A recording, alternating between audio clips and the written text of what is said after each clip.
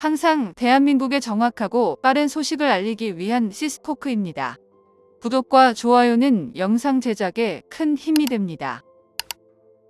참을 만큼 참았지만 이제는 인도네시아의 양아치 같은 행동을 참고 봐줄 이유가 없습니다. KF-21 분담금 납부는 뜻없이 늘어나는 고무줄처럼 지연시키면서 뒤로는 막대한 예산을 들여 전투기를 비롯한 각종 무기들을 구매하다가 결국 KF-21의 기밀 자료까지 떼돌리다가 발각되고 말았는데요. 이를 다르게 해석하자면 신나게 무기 쇼핑을 하다가 이젠 도둑질까지 한 것입니다. 그런데 인도네시아의 반응을 보면 대놓고 한국을 무시하고 조롱하는 것 같은 뉘앙스마저 느껴지는데요. 인도네시아 정부에서 직접 KF-21 분담금 납부 기한을 10년을 연장해 2034년까지로 해달라고 요청했는 사실이 밝혀졌습니다. 결국 방위사업청에서도 더 이상 인도네시아를 기다려줄 수 없다고 못을 받고 퇴출을 위한 작업에 돌입했는데요. 그런데 이 소식을 듣고 폴란드에서 손을 내밀었습니다. 오늘은 KF-21의 공동개발국가에 대해 알아보겠습니다. KF-21이 모든 시험 비행을 순조롭게 마치고 양산 단계에 돌입하기 직전인 지금까지도 인도네시아는 슬금슬금 눈치만 보면서 분담금 납부는 하지 않고 있는데요. 1조 2694억 원 상당의 사업 분담금을 납부하기로 한 인도네시아는 2017년 하반기부터 분담금을 연체했으며 현재까지 약 1조 원을 미납한 상태입니다. 인도네시아의 문제와는 별개로 현재 KF-21 실전 배치용 기체 조립이 성공적으로 마무리되면서 전 세계 전투기의 지각 변동이 예상되고 있는데요. KF-21 전투기가 한국 공군에게 얼마나 많은 역할을 부여받게 될지 기대가 되지 않을 수 없습니다. 하지만 KF-21 프로젝트의 처음 시작은 현재와는 다르게 많은 어려움이 있었는데요. 국회에 KF-X 개발 비용을 정리해 타당성 의향서를 올렸으나 단군 이래 가장 높은 개발비의 방산 프로젝트이다 보니 번번이 퇴짜를 맞았고 결국 해외 수출까지 이뤄야지만 사업성이 있다는 결론을 내렸습니다. 그래서 공동개발을 위한 나라를 물색했었고 유일하게 인도네시아만이 참여했는데요. 이때만 해도 인도네시아가 항공기술 확보와 공군력을 증강하기 원했기 때문에 한국과 이해 관계가 맞았다고 해석했었습니다. 결국 인도네시아는 2010년 총개발비의 20%를 부담하는 내용이 전투기 공동개발 협정서에 사인을 했는데요. 이 과정에서 스텔스나 엔진 기술 구현에 지적이 많았지만 사업 추진은 순조로워졌다는 게 당시 업계의 분위기였습니다. 그러나 2016년 인도네시아는 프라보어가 국방장관에 취임하면서 이듬해부터 균열이 생겼는데요. 1조 2694억 원 상당의 사업 분담금을 납부하기로 한 인도네시아는 2017년 하반기부터 분담금을 연체했으며 현재까지 약 1조 원을 미납한 상태로 남아 있습니다. 인도네시아 측은 재정난 탓에 미납되고 있다고 이유를 밝혔지만 정작 프랑스와 라팔 전투기를 구매하거나 미국으로부터 F-15EX를 계약 체결하고 있어 의구심을 갖게 했는데요. 결국 올 초 엄청난 소식이 전해졌습니다. 타이에 파견되어 근무 중이던 인도네시아 기술진이 KF-21 관련 내부 자료 49건을 USB 5개에 담아 밀반출하다 발각되어 버린 건데요.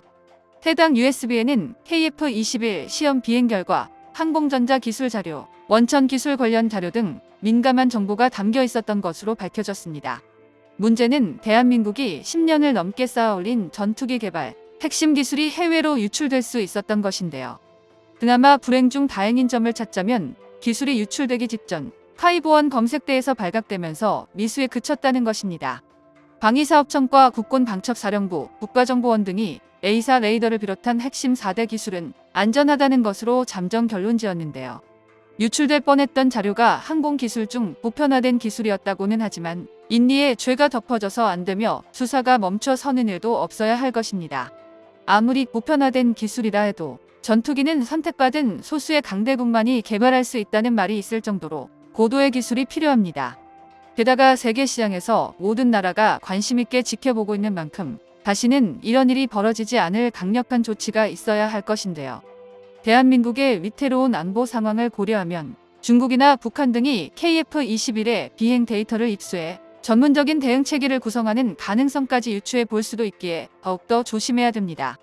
한편 인도네시아의 만행을 접하고는 더 이상 공동개발 국가로서 신뢰가 없다는 것이 알려졌고 결국 폴란드에서 인도네시아를 빼고 자신들이 참여하겠다는 의사를 내비쳤다고 하는데요.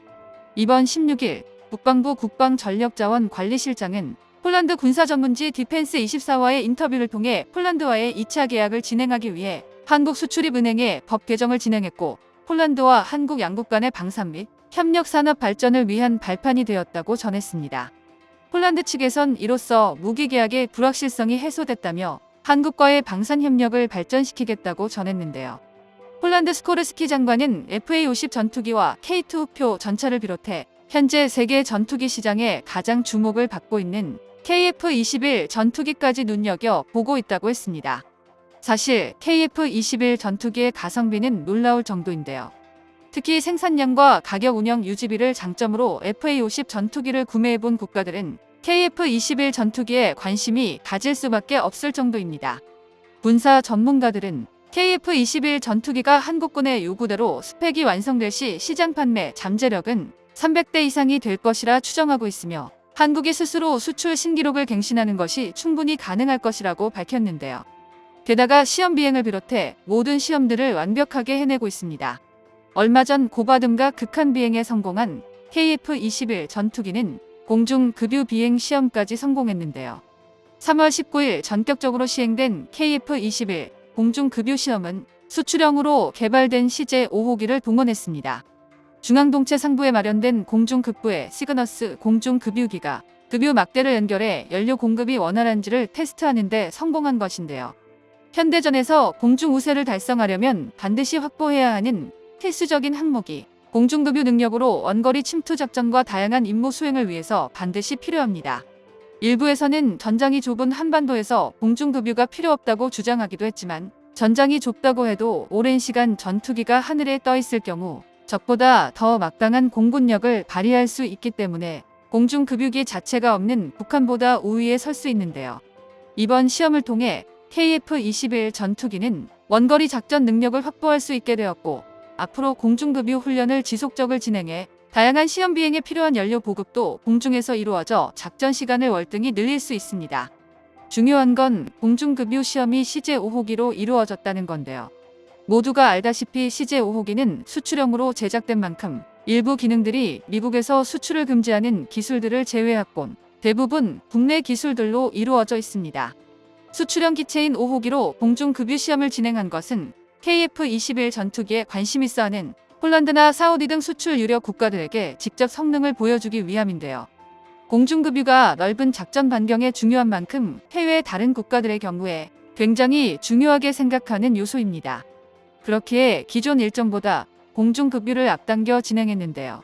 KF-21은 세계의 어떤 전투기보다 개발 일정을 착착 진행하고 있고 인도네시아의 잘못된 선택은 이런 KF-21의 공동개발 국가로서의 지위를 두 발로 차버린 격입니다. 정보가 도움되셨다면 구독과 좋아요 부탁드립니다. 이상 시스코크입니다.